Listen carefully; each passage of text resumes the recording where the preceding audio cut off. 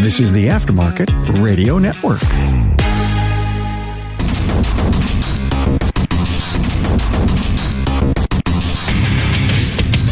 Welcome everyone to yet another episode of Diagnosing the Aftermarket A to Z.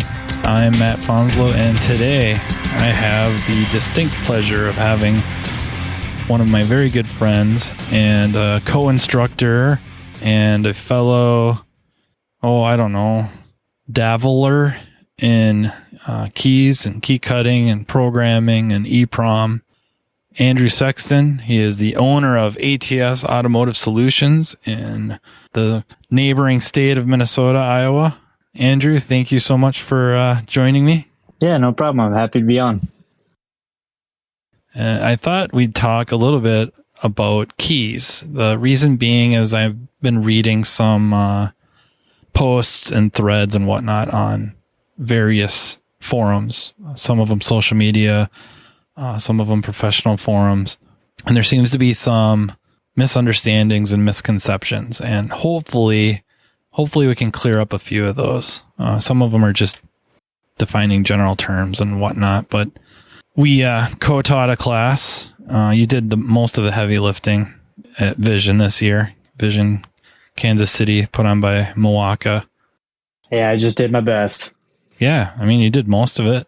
Certainly made up for my presence there. I suppose before we get rolling too much here, I would like to thank our sponsor, NAPA. How does NAPA support your auto care center through national marketing? NAPA will build upon the already successful Know-How for All campaign and promote auto care offerings and services to our do-it-for-me customer with support through sales driver promotions, optimize targeted media in local markets and proven channels, give your repair facility an online presence on NAPA Online, generating millions of views per month. If you're interested in partnering with NAPA Auto Care and capitalizing on the NAPA Know-How for All national marketing campaign, contact your servicing NAPA Auto Parts store. So to kind of get rolling here, I've kind of divided the subject up into 4 areas. I don't know if I did such a perfect job of it. I kind of started out with adding keys, simple adding keys, and then talk about diagnosing Immobilizer systems. And then I felt like key cutting is kind of its own thing. And then maybe towards the end, definitely not go very in depth, but maybe mention a few things about EEPROM or EEPROM, double EEPROM. I guess to start out with the adding the keys, that generally talking about the client already has a key, or you've ordered a key that's cut, ready to go. It just needs to be added to the vehicle. And in class this March, I thought you started out with a really, really good point that many techs, many shops may already have some capability. Yeah, a lot of people don't realize that the scan tools they already own may have some Immobilizer functions in them. Namely, Snap-on started adding in PATS functions, so you can do, the older Tauruses and Rangers, etc. Just getting keys added in. So it's worth looking into your scan tool and seeing what abilities might it have that you don't really need to spend a ton of money in order to be able to start providing this service to your customers. Yeah, I think I've noticed even a few years ago that Snap-on had added some PATS functions for Fords, PATS being passive anti-theft system. And I'm pretty sure I've seen Toyota and Honda capabilities in there.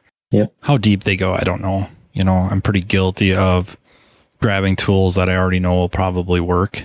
But certainly if you already have a factory scan tool, for most car lines, there's a few out there that adding keys doesn't work the same as the others. I don't know if this is necessarily a good time to cover it or not, but maybe so. I mean, we're going to end up talking about it anyways.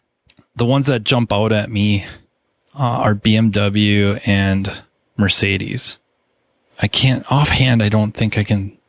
None of the other car lines are jumping out at me that you don't add keys the way you do with, say, a GM or a Ford, where you kind of put the car into a learn mode and then identify the new key to the vehicle by putting it in the lock or in the ignition cylinder or near the halo transceiver and telling the controlling module or modules that, hey, this key is okay to start this car.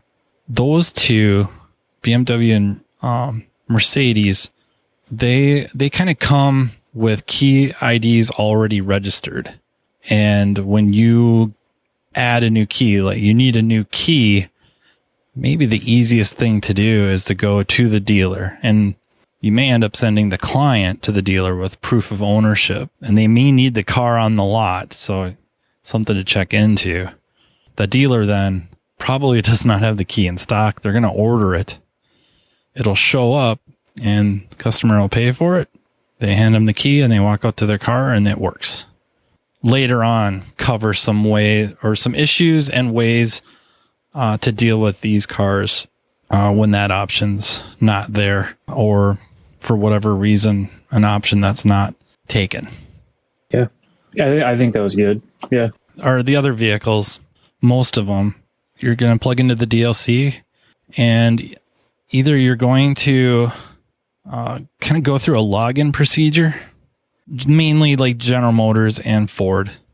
And that's kind of the theft deterrent for adding a key quickly. You're going to take a while to log in, and then that will open up the system to allow it to add keys. And that would be with a scan tool. There's situations, Ford comes to mind, where if you have two already programmed keys, through a few actions of key cycles, you can add a key kind of manually without a scan tool. I think you had a situation that you can do it on other car lines. GM also does it as well. Usually it's got one key that's already programmed in. If you have a new key ready to go, you can actually just cycle it. It's worth just checking to see if every vehicle that you work on, just taking a little bit of time to research it and find out, does it have an onboard programming procedure? A lot of vehicles do, so it's worth just taking a little bit of time, reading service information, doing a little research online, asking around. Each vehicle you encounter is just another opportunity to gain some more knowledge on every car line. And then we brought up Snap-on. Most of the heavy hitter scan tool lines, Autel, Launch, Top Done, Think Car. I think iScan. I probably shouldn't say, because I can't think of when I've grabbed it to try. I should. But they have some Immobilizer functions to them. And it's always getting better. You know, I guess I can remember Autel, it seemed a little hit or miss on some Fords. Take you through the login process, and then you get to the point where you're going to add a key and then it won't communicate. They've cleaned that up. And when I say the Autel, I'm not talking about the IM series. I'm talking about the regular like Maxis series of scan tools. We're not talking about like Locksmith or Immobilizer specific scan tools or tools just yet. I guess the message really is check out your scan tool, you know, either through owner's manuals, user manuals, forums specific to the tool, just pushing buttons. You may find out you got more capability than you thought you did. You know, Chrysler's kind of that thing we got to bring up. You know, whatever it's Chrysler, FCA, Stellantis. Did Tesla buy them yet? I don't know, but they need to get bailed out again. The thing with Chryslers is to put them into a kind of a learning mode, you need something called a PIN code or a PIN, P-I-N, not what you write with. If you don't like my accent, it's usually a 4-digit code, and that has to be acquired. It used to be you could just call the dealer parts departments and they could hand them out. That is, at least in my world, that is not the case anymore. They just can't do it, or they won't do it. Yeah, they cut down on how many pins that the dealer could have every month. So they don't like to give them out very often, but there are some dealers that if you maybe purchase the key from them, or maybe a WCM, something like that, they may actually give you the pin. So it's worth just calling and asking. That way you can get the pin code for free instead of having to pay for it. Then we have a couple different scenarios, really. One is acquiring the PIN code through Tech Authority, Chrysler's aftermarket service information site. To do so, though, you're going to need VSP credentials. VSP is Vehicle Security Professional credentials, and you're going to get them through NASTF, NASTF.org, which is the National Automotive Service Task Force, NASTF.org. If you don't have one already, you can go there. And honestly, compared to when I had to do it, it seems like a cakewalk. They do help a lot more with what information you need to get. The biggest thing, in my understanding, the biggest thing is understanding what kind of insurance you need. That seems to be the biggest hang up. I think there's a lot of resources through NASTF on NASTF's site to help you and your insurance agent get the right insurance. And then it's submit some paperwork, background checks, stuff like that.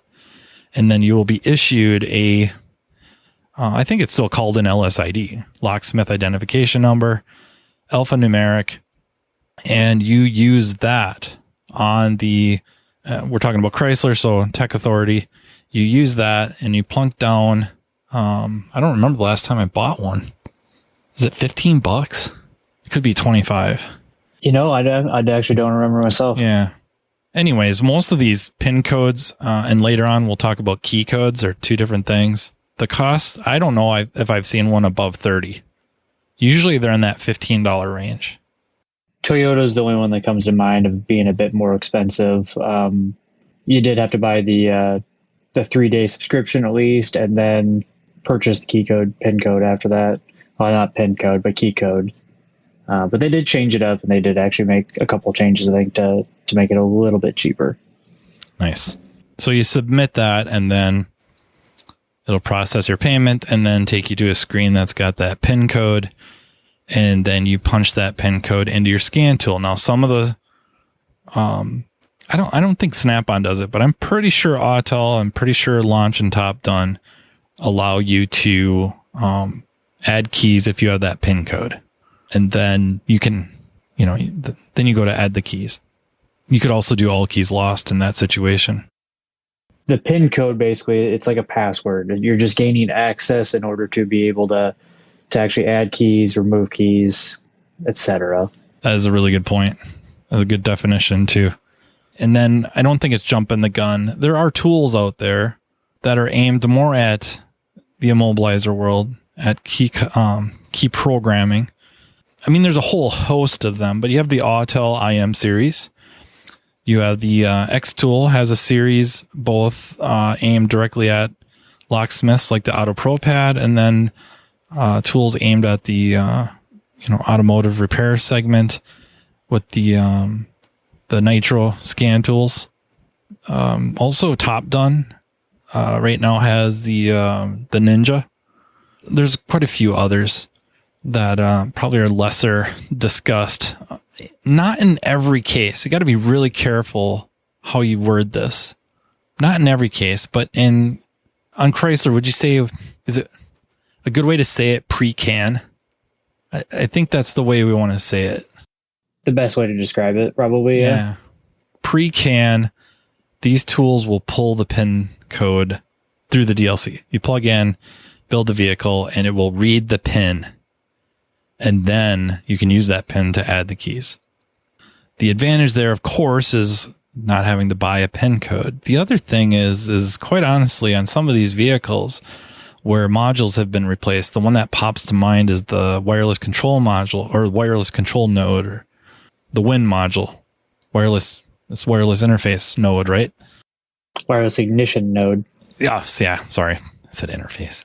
Anyways, when that gets replaced, a lot of times you can enter in your own PIN code. You just make one up. The idea is you're supposed to get the real PIN code and enter that in, but it doesn't force you to do that. You make up your own. And that throws a lot of people off too when they go to pull that PIN code and it's not working and they're trying to figure it out. That's a very common thing in the locksmith world, not so much the automotive world, but the locksmiths. They seem to do that so that way it's, you got to return back to them in order to get another key added in. Yep.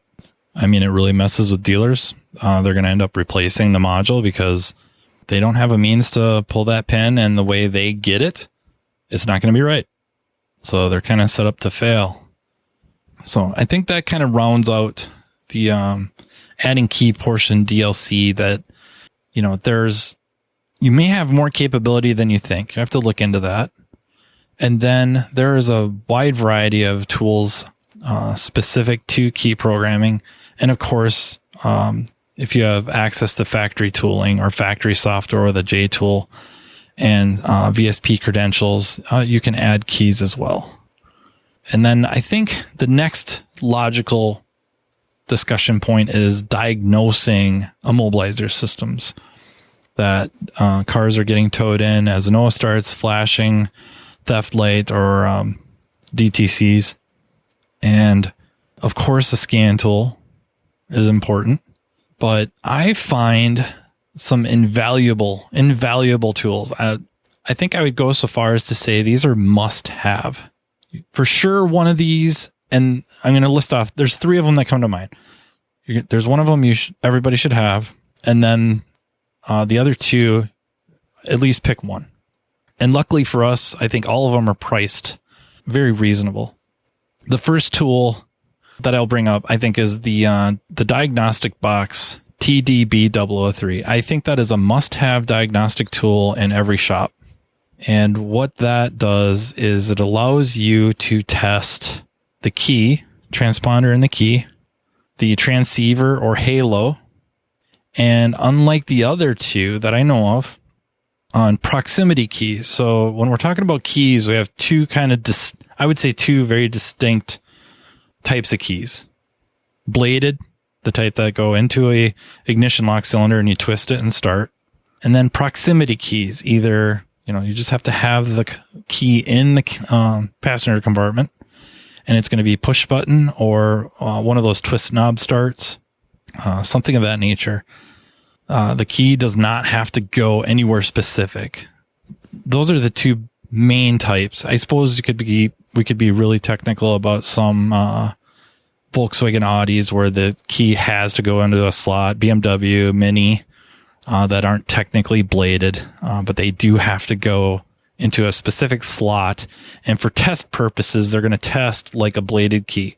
So inside the key is a transponder, a small chip that when excited by field pulses from a transceiver reports something very unique, and like an encrypted ID number. Really, it's what it is. And we have to be able to test that. I gotta know, is the key bad? Is the key able to report? And is the halo transceiver, is the car able to excite the key? And all 3 of the tools I'm going to mention can do this. The difference where the TDB shines, TDB003, is in testing proximity keys. That you can have this tool in the vehicle with you, and you set the key on the tester, and you hit the push button start, and you can tell if the car is sending a message or signaling the key to identify itself, and then you can see if the key responds. And it does have a transponder chip in it, but that's not really how it talks. It's going to use battery, and it's going to have probably an RF type antenna that's going to message back and forth with the car, with the module, if you will. And the other 2 tools that are in this discussion is the X-Horse Key Tool Max and the Autel KM100. The Autel is recently released, probably within the last, couple months, maybe? Yeah. Yeah, I just recently got mine, so it's very new. Hey guys, Matt here talking to you about what the NAPA Auto Care Center program can do for your business. You probably already know the NAPA brand is the most recognized and trusted name in the automotive aftermarket industry. In fact, studies show nearly 95% of customers recognize NAPA and associate it with quality parts, service, and technical expertise. So why not complete a Pro Image upgrade and take advantage of that?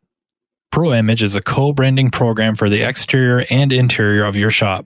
On the outside, it includes the NAPA colors and distinctive NAPA signage. While the public may know you as a reliable, locally owned business, a Pro Image upgrade helps set your shop apart from the competition even further. It is also a visual signal to your customers and potential customers that you and NAPA are partners. Most importantly, Pro Image really works. This co-branding opportunity has helped NAPA Auto Care centers across the country increase their car counts and sales. In fact, those that have completed the Pro Image project enjoy an average of 23% sales increase during their first year. Pro Image upgrades are also available for the interior of your shop. A Pro Image interior upgrade transforms your customer waiting area from merely utilitarian to warm and welcoming. The goal is to maintain your shop's independent identity while enhancing the customer's experience.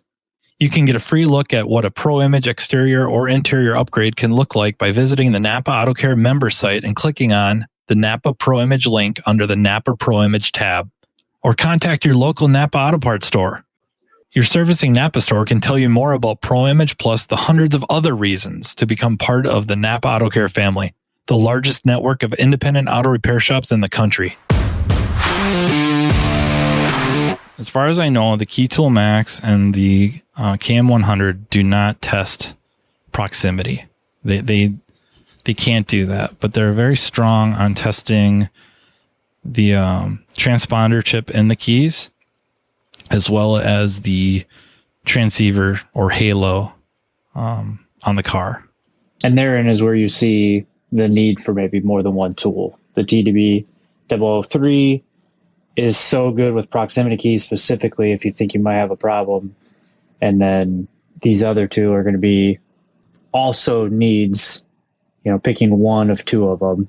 And Matt's going to kind of explain why. For sure, you're going to want one or the other. For sure. Either the Autel or the X-Horse. Or be like you and me and just have all of them. Yeah, me too. Yeah, I don't know. I don't know if I ever want to recommend people just buy stuff to have it and see how it works, but probably why I don't have a boat or a nice car or a big house or a swimming pool or nice clothes. Yeah, but I got, Key Tool Max and a KM100 and a TDB 003 and a whole bunch of other stuff. I don't know how any of it works, but I got it. One interesting thing, with the KM100, the Autel, is they're coming out with universal proximity keys. And the KM100 will allow you to duplicate or create a proximity key for the car in question. So that's an interesting addition. What I feel is important, why I'm saying you need, and I'm not kidding here, I think you need for sure the TDB 003, the diagnostic box, and one of the other, either the Autel or the X-Horse, is because when you go to test the chip, so customer comes in, drops the car off, has it towed in, doesn't start, it's got theft codes, theft lights flashing.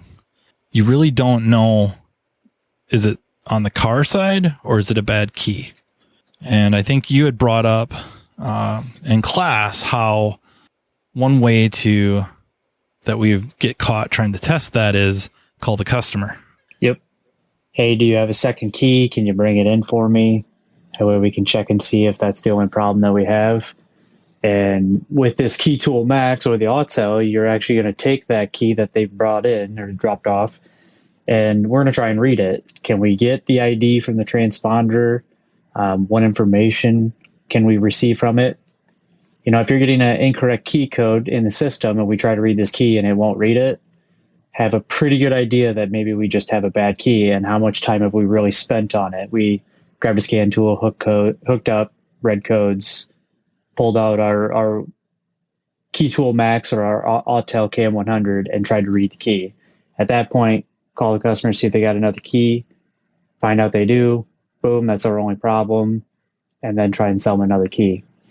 Or if we find out we can read the key, which sometimes you can have a bad key and it will still read just fine. Yep. But we can use these tools to actually see if the coil is exciting, trying to read that key. And if we're not seeing anything from that, then we know that we need to kind of travel down that portion. And both of those tools have that function as well.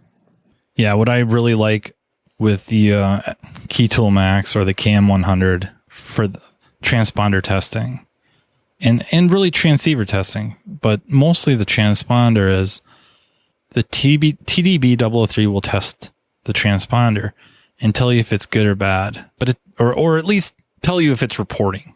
Is it responding? But there's really no details. The Key Tool Max and the Autel, they give me some detailed information about the transponder chip. And so maybe on a car that, this key I've had since I bought it, it's not such a big deal. But when a customer comes in with a new key and, the dealer wouldn't program it, couldn't program it, they bought it online, tried to program it themselves, the little small instruction sheet that makes them do a whole bunch of stuff in sequence to add the key, and I don't think it's ever worked. That you could read these chips, and now going to any number of sales sites for keys, and there's a plethora of them out there, or consulting some resources, locksmith type books, stuff like that. You can find out, is that even the right chip? The car is supposed to have an ID 46. You go onto, whatever website or you're going to buy keys, or whatever vendor, call them up, and they say it's going to be an ID 46, and you're reading this key that they bought off, eBay or Amazon, and it is not an ID 46. There's really no point in trying. You're done. They got to get the right key. It's the wrong key. That's just something that TDB003 does not do. I mean, it's not really a knock because it does some other things extremely well. And then the other thing with all three, I just don't want to forget, all three check or test remote keyless, the key fobs. Do they output, and what frequency are they putting out at? And then you can use that as a diagnostic tool as well, especially if I bought this key off of, eBay. It was really cheap, a quarter of the price of a new one from the dealer. I can't get the keyless entry to work. Oh yeah. Well, it's not the right frequency. It's supposed to be 315 megahertz. It's 433. It'll never work. Those tools are extremely important, from the diagnostic end of things. And that's not to discount scan tools and scopes. And, I know some people used to use like AM radios. These tools come in very handy, save you a lot of time, give you direction. I mean, that a lot of times we just need direction. The other thing to note on the X-Horse, the Key Tool Max, it can also be paired to your key machine. So that way you can actually use that as a device to program to cut the keys, that kind of stuff. So that way you're not using a phone. It's always kind of weirded me out to use my phone. My phone is always going off. Last thing I want to be doing is cutting a key and find out I get a phone call in the middle of it and it goofs something up. But yep. It weirds me out, and I feel like it's going to happen, but that's why I have the Key Tool Max. Not only that, both the Key Tool Max and the Cam 100 also have some Immobilizer programming functions as well. Maybe not the most in-depth thing, but there are a lot of functions there. Yep. And then I have my Key Tool Max. I got it to go with my key cutting machine. Just as you say, I wanted to keep the apps off my phone. I didn't want to be over there with my phone. Another tool I've been using more and more, this will probably lead us into the next subject, key cutting, is X-Horse has this new tool called a key reader, and you interface with that, or you can interface with that with your Key Tool Max. And it's a high resolution camera that you stick a key blade down into, and it reads the bitting. We'll just say, it looks at how the key is cut, makes measurements, and you can use that either directly with one of their key cutting machines, or you can just take that bitting number, punch it into whatever key cutting machine you're using, and cut the key that way. What I really use it for isn't so much that. Can you think of anything else to say about the TDB003 or the Key Tool Max or the Cam 100? No, I think we pretty much covered those three. So now we're into key cutting. And when it comes to key cutting machines, I think there's really two main categories. You have the old conventional, maybe outside cutting, hardware store style key duplicator. It's got a cutting wheel. You mount key that you're going to be duplicating on one end and the other on the others for the cutting wheel, and you just trace it out and it cuts it. And then you have the other style, which is basically a tabletop mini CNC machine. And it will also duplicate outside cut keys. I don't know that it does as good a job. A very few, but there are some keys that you're going to find difficult to cut outside cut keys with it. But where you do need them is the high security keys. Maybe the best way to talk about those is really anything that isn't a standard outside cut. Yeah, I mean, pretty much all new cars are using high security. A lot of people even refer to them as laser cut keys. So if anybody's ever heard of that term, it's still high security is the technical term. In the industry, you just hear a lot of people commonly refer to them as laser cut keys. And a lot of dealers call it laser cut. And that's a really good lead in, because where I was heading with the whole X-Horse key reader is where I've been using that a lot is, as crazy as it may seem, I thought this was really maybe just local to me. Not that I was special or anything, but just that the dealerships we have in town do not have key cutting machines capable of cutting high security or laser cut keys. They have to order them, and then I think they get cut at the warehouse, and it sets them back a day or more. They have to wait for the keys to get cut and then sent. So have put together a 3-fold flyer about services that our shop can provide other shops. Module programming, road force balancing. We got a big press. So for some press work, blast cabinet, stuff like that. So stuff that we can, flywheel grinder, stuff that we can market to other shops of our capabilities and how to help them out. They don't have to send the customer to us. We're going to help them out. And of course, key cutting's on there, key cutting and programming. I decided to drop the flyers off and talk to the service managers and parts managers at the dealerships. And it turns out they do not have key cutting machines capable of doing the high security keys. So I get to do, I think, a fair number of keys for the dealers. They send me the new keys with a key code or key to duplicate. So that's the other term. Key code is a alphanumeric code that the key cutting machines or apps translate or decrypt, I guess, into a bidding. The bidding of the key. And the bidding of the key is where the key gets cut and how deep.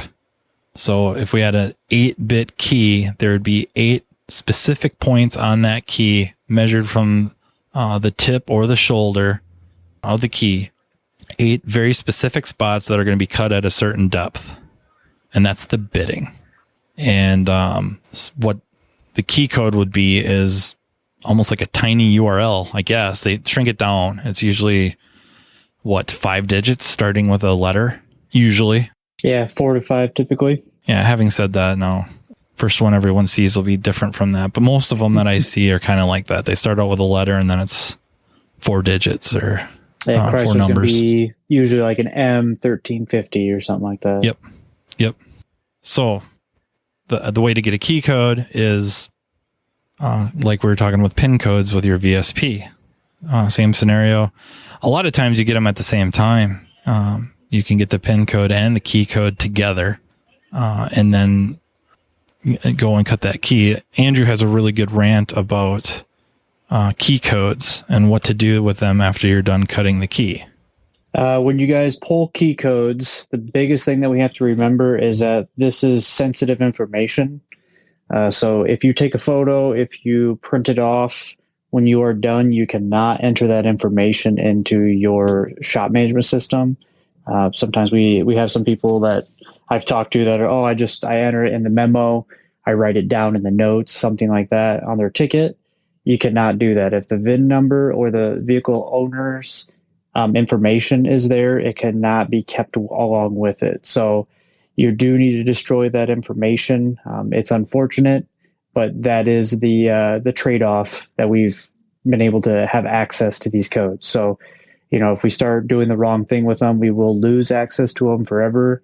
And that's not what we want to do. NASTIF has worked really hard to get it for us. So make sure you're deleting photos, paperwork, anything that has that key code and that VIN number together. So if there's a way to identify the vehicle along with the key code, that needs to be destroyed.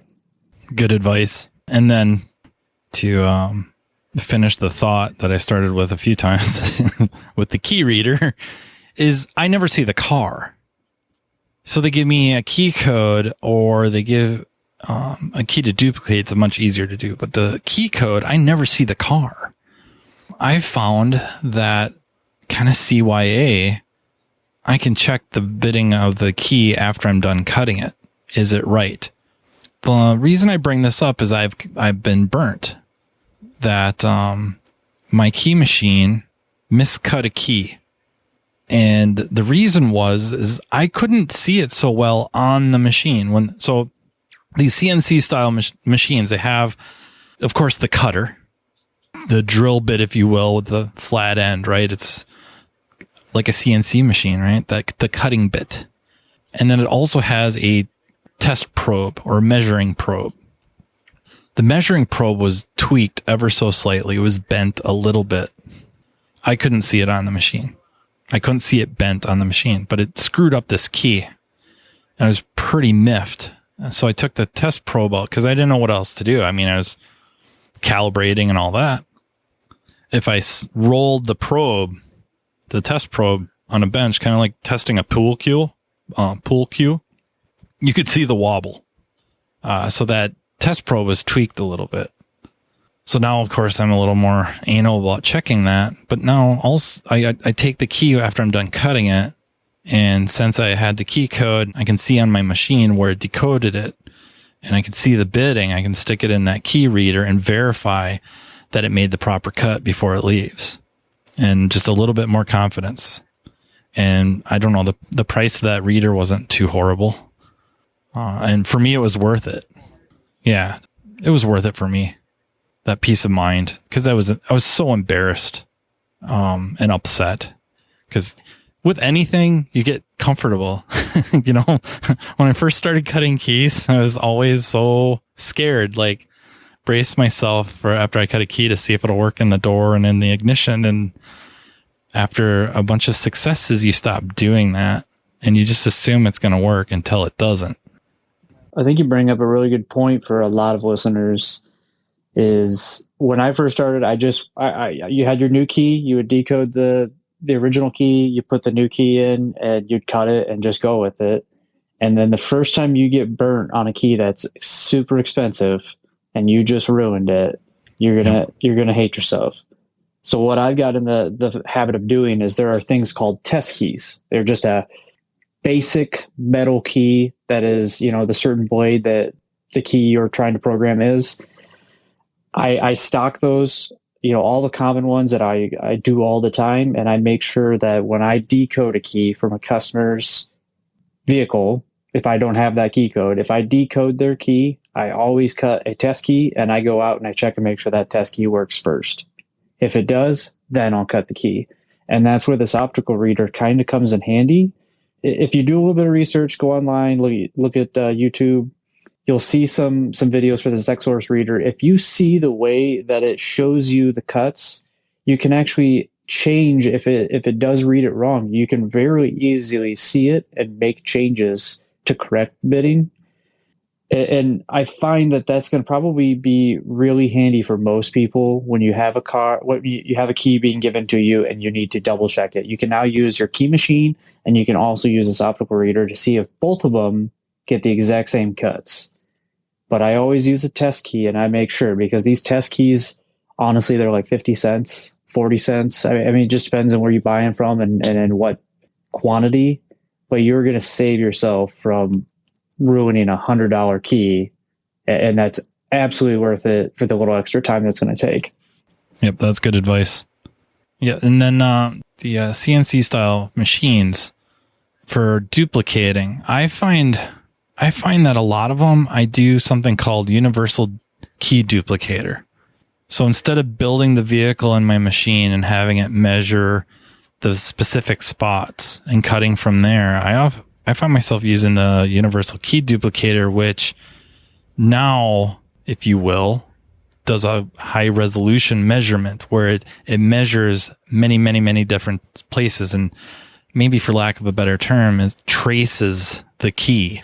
And I use that. Especially if I have a key there that works, and a key I should say a vehicle that's got a lot of time, a lot of years, a lot of wear, that I kind of hesitate to cut by code because sometimes it won't work. The new key won't work. You would think it would work perfect, and it doesn't. So I end up basically duplicating what I have using that universal key duplicator, and it traces out that worn key, and I essentially cut a worn key, if you will. There's capability. I've only did it once, and it worked. I'm scared to try it again, where I can do that, and then I can kind of tweak the cuts a little bit, where I can make them not so deep, if that makes sense. Or if I wanted, I could go deeper, but I'm not sure offhand why you would ever do that. So you can kind of leave a little material on there. The other thing is, not all machines are created equal. You do kind of get what you pay for. I guess no BS.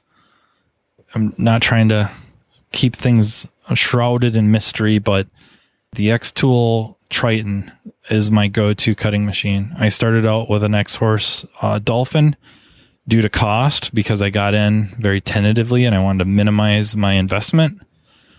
That turned out to be not such a great move, that it would have been worth it just to jump in.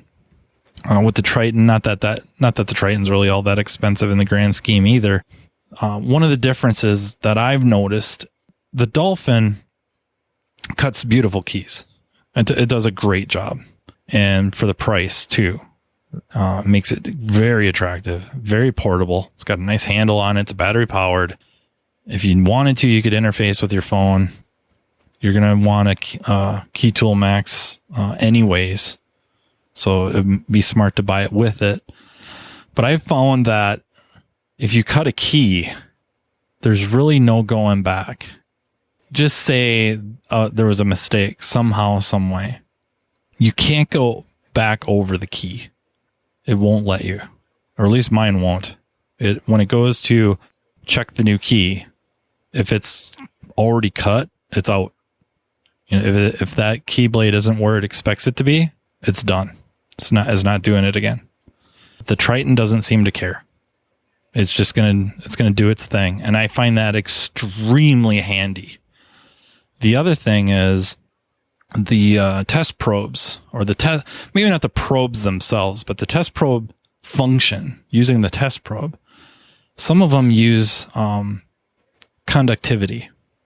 So that test probe has a very small voltage on it, and when it touches the key, it grounds it or pulls that voltage low. And that's how it knows it's touching, which makes a lot of sense until you have a non-conductive key, or a key that does not conduct very well. And then you're going to bust probes like no tomorrow. The Triton may use conductivity, but it also seems to use like motor amperage. So when it's touching and it comes up against some stress, almost like the auto up and downs, the pinch protect on power windows. I think it's the same scenario. That allows you to do more keys. There's more key options involved. I started off with the X-Horse Dolphin. That's currently what I use every day. I have figured out its little intricacies, and I think no matter what key machine you go with, you got to spend time with it, and you got to figure out the little weird idiosyncrasies of every machine. There are many people who love the Dolphin, many people who maybe weren't, super impressed with it or hate it. Whatever machine you buy, take the time, figure it out. I use the Dolphin. I've had it for, 2-3 years now. I haven't had a lick of problems with it whatsoever. Now that I say this, it'll probably break on Monday, but so be it. I do have a Triton, and I haven't really set it all up and gotten it working. That is my current project, and I want to try and start using that Triton a little bit more. I have always kind of wanted to get a Keyline Ninja or a Keyline Gymkhana 994. They are a very solid machine. I know a lot of locksmiths use it, but it is a bit more expensive than maybe this Dolphin, and I actually don't remember what the Triton was. Okay, looks like the X-Tool Triton goes for about $4,000, $4,200. Yeah, since I got that, I hardly ever use the Dolphin. And I know there's a Dolphin 2 out. I'm not very sure what that's going for. I think the Dolphins that we got back in the day were probably around $2,500, $2,000. Yeah, I would say like 2,000 maybe. Yeah, man, ever since I got the Triton, I don't hardly ever use the Dolphin. It's been a great machine. Couple of reasons. One is the interface is right on the machine. So I don't need a separate tool to control it. The other thing is it's got the dome cover, so you shut it, it keeps it a lot cleaner. It keeps the area a lot cleaner. Honestly, though, we're kind of splitting hairs. We're kind of splitting hairs here that you're going to kind of want two different machines, the CNC style, and you're probably going to want a old school, if you will, outside cut duplicator like you would see at a hardware store. There are a lot of them out there. They're not that expensive. Oh man, there's weeks where I use that twice as much as I use the Triton for outside cut keys. It's fast, accurate, cuts beautifully. I would foresee having one of each. I see a common theme here where we keep saying, "Oh, you're going to want to have this, and you're definitely going to want to have this." If you step into the key world, I think everybody's going to find, depending on if you tell yourself I'm going no farther than this, you will eventually find yourself, you'll buy another tool and you'll buy another tool because that tool can't do this and then this one can do that. You constantly, once you start doing keys, and if you actually market yourself in your area, you will start finding people are being sent to you by other shops, by the dealership, by locksmiths. One of my best places I get customers from is locksmiths. Like we have like one major locksmith in our town, in our city, and anything they don't want to do, they feel is over their head, which usually is European cars. But honestly, they send me Toyotas all of the time.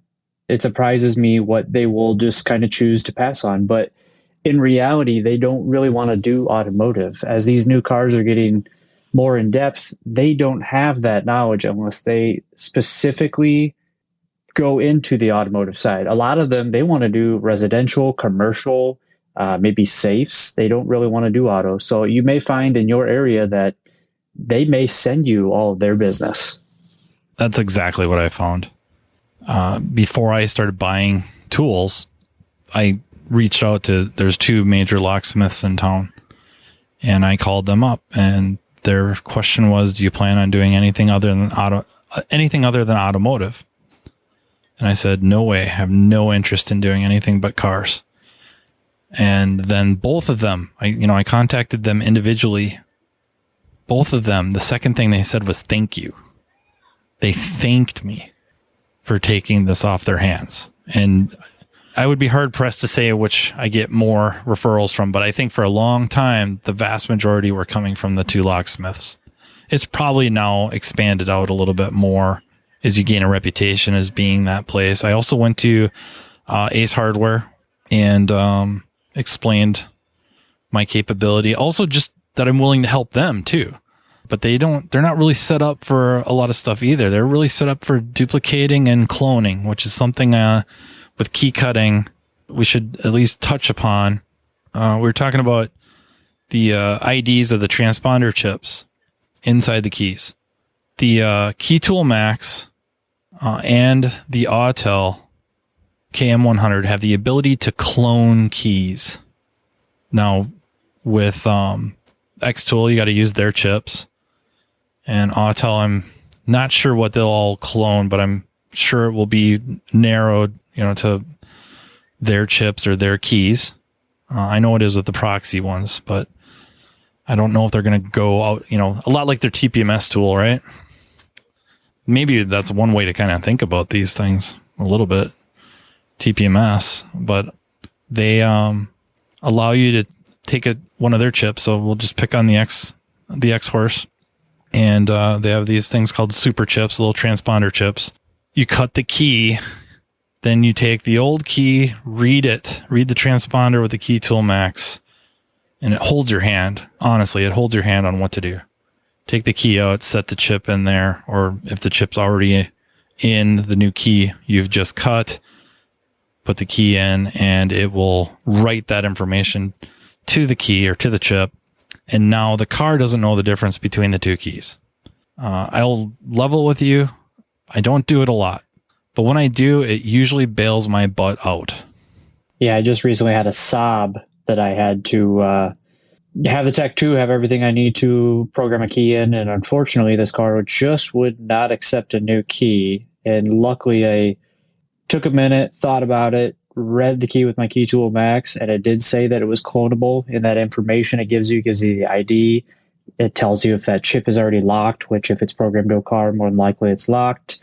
It tells you, is it a clonable transponder type?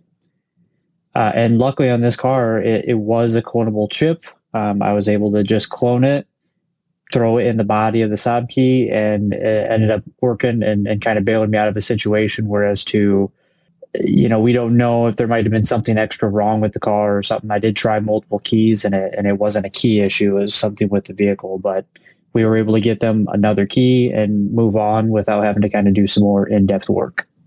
It's interesting you bring that up, because I think it almost kind of sort of leads us into the last category here, which would be EEPROM or EEPROM, because I'm too lazy to say EE or double E. So I say EEPROM. Maybe I should just say EEPROM.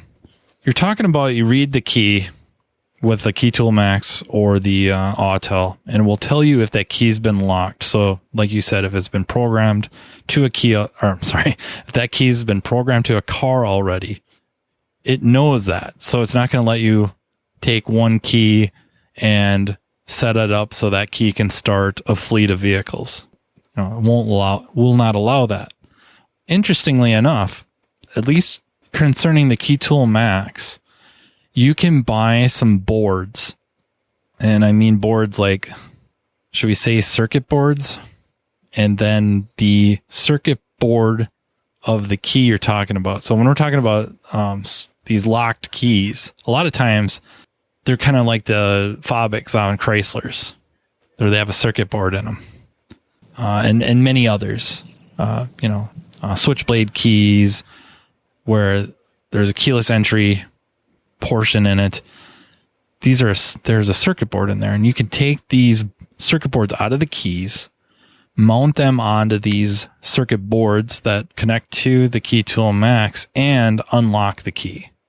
I'm not saying that's always cost effective. Sometimes it's just cheaper to buy a new key. I don't know about you guys, but I'm running into more and more issues getting my hands on parts, period, including keys. So I do not have a long history of unlocking keys. A lot of them that I've done was really just to see if I could do it. And that's not to ignore the fact that there's certain just standard transponder style keys. We're not talking about a circuit board that these tools will unlock as well. Some of them you can't. Like once they're locked, you're done. It's not to deter people. It's just understand, like, this is a kind of new world, or a different world, if you will. It just expands auto repair, not unlike ADAS, not unlike TPMS, right? There's just different technology, different tools, different terms. And so it's just to not warn you, like, stay away or, be fearful. Just, educate, just so you know. Here's the heads up. Oh, okay. We're going to have some investments. So the unlocking of the keys can be very much circuit board level. And that kind of leads us into the EEPROM world. And Andrew does way more EEPROM work than I do. I do a decent amount. You do far more than I do. So I will let you try to paraphrase. So in the EEPROM world, typically what we see is you have an immobilizer, and maybe it's just its own immobilizer box, or maybe it's part of the ECU, maybe it's part of the instrument cluster, but that a lot of that information is typically stored on an SOIC chip, an 8-leg chip, just an EEPROM, that if we have one of these programmers, we disassemble the module, the instrument cluster, etc. We get down to the circuit board, we can actually connect to it. Sometimes you can do it in circuit where we're actually leaving the chip on the board. Other times, and depending on your programmer and depending on the vehicle, you may need to actually remove that chip from the board to be able to put it in the programmer, get the information. And the biggest thing there is there are times where if you try to read it in circuit and you don't know that you can't do that with this particular model, you may actually wipe out the information and it's completely gone. It does take some training. I would recommend anybody who's looking into it, take the time, look around. There are a lot of training classes all over, both in the automotive world and locksmith world as well.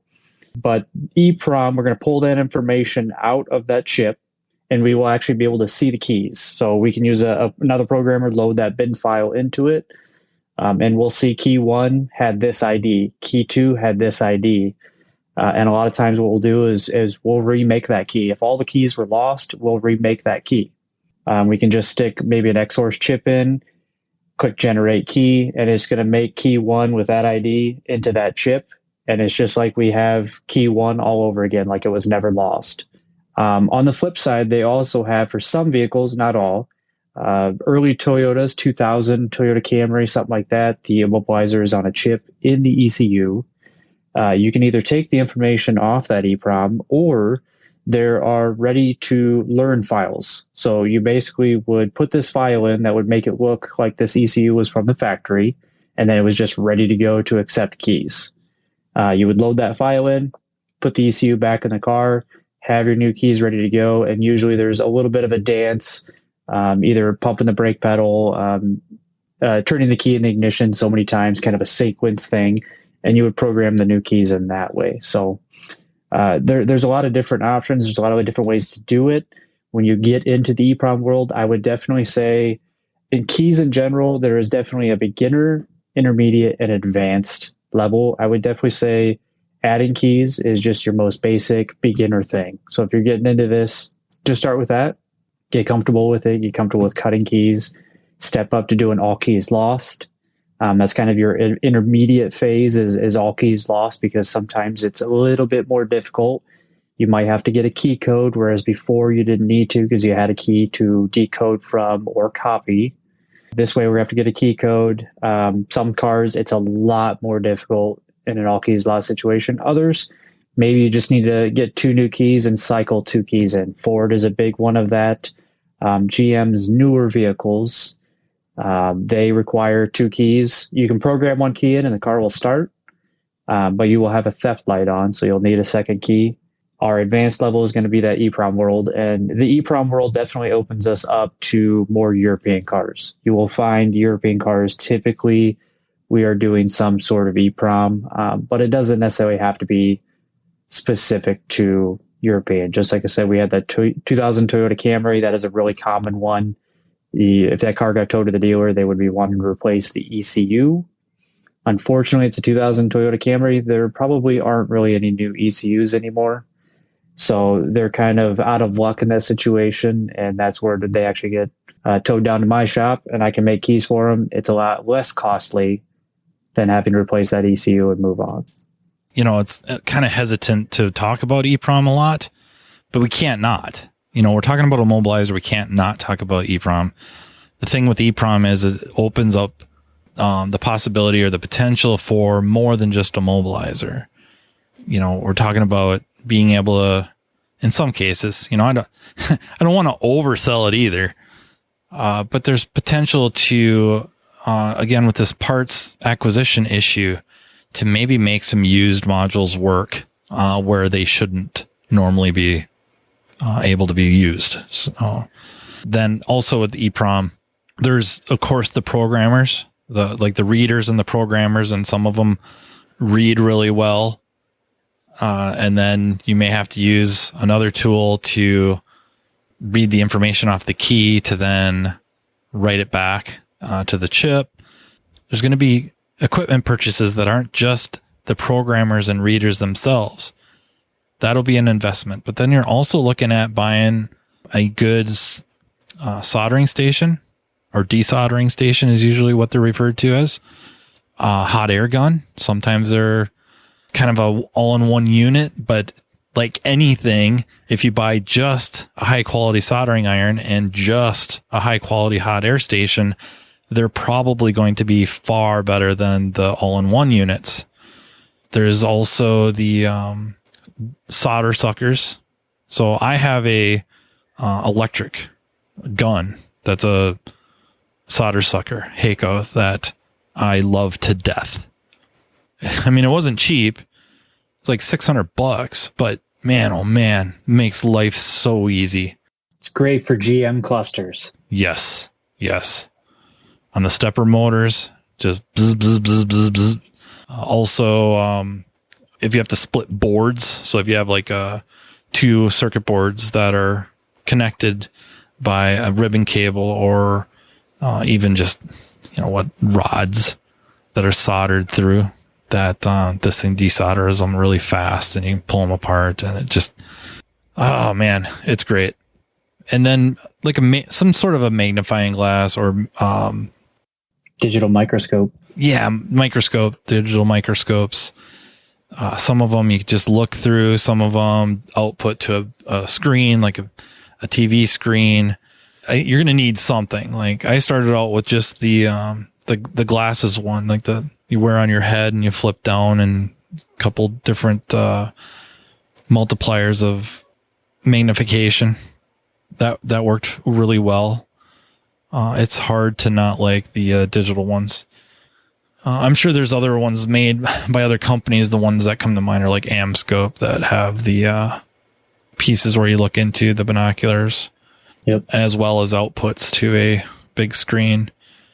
But sometimes when you're soldering or desoldering, or where you're soldering wires from the programmer to the circuit board, or legs of a MCU or a chip, it's nice to be able to look through, because you're in that position already, kind of bent, hunched over a little bit, look through the binoculars and see what you're doing.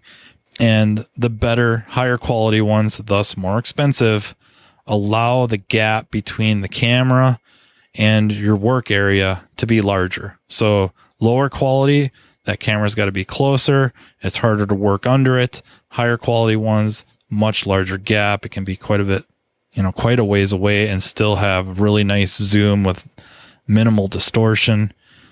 You're going to probably be looking at a little bit of that. Some of that might have to do with age, or just eyesight. It's just prepping. I think that's what I'm trying to do, is prep. So you understand that the investment is, I guess, when you say significant, I suppose that's a relative statement. I say that to customers all the time when they're like, is this repair going to be expensive? I don't know. I mean, one person, we gave them an estimate for $500, and they about came over the counter. The next person, we told them it was going to be $10,000, and they thought it was a steal. So who am I to say?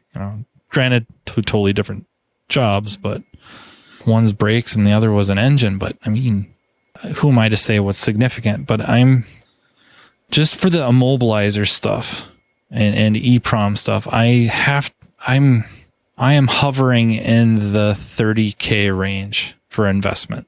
Yeah, I'm definitely up there as well. I mean, I would expect you to, be well above what I have. I'm sitting here in my head going, okay, that one's this much. Like, I'm just going to stop. Yeah. And I don't want that to, I don't want anybody to get scared about that. Like, the reason I have purchased this, and I'm sure Matt as well, the reason we have made these purchases is because we started small. Yes. And then we got more business and we got more business. When I originally decided I was going to do keys, I talked to all my employees about it, and I said, hey, I'm thinking about doing this. And every single one of them thought I was nuts. They were like, nope, stupid idea. You're the boss, whatever you want to do. Okay. I originally thought my return on investment was going to be about a year before I paid off the key machine. And my original purchase was an Autel IM608. I had everything paid off in 4 months. That was all it took, 4 months. And I had everything paid off. And my employees turned around and went, whoa, like we can really do some great things with this. And not only that, it gets our customers happy because we're able to help them. The reason I want to bring that up is just start small and just see where you go from it. If your area can support you doing a lot with Immobilizer and key work, go for it. Make the money, be there for your customers. But if the only availability you have is maybe have a key cutter, maybe have a key machine and just adding keys, maybe do some all keys lost, but not getting too in depth, do that as well. Find out your area, what your situation is. I know some people live in cities that are very heavy with locksmiths. I know for myself, and I believe Matt as well, we are not heavy on locksmiths at all. And we are sizable communities that need this service. I own a towing company, and I saw that we were regularly towing vehicles to the dealership. And that was one other reason why I decided to jump into it, was just, hey, here's another option besides having to go to the dealership.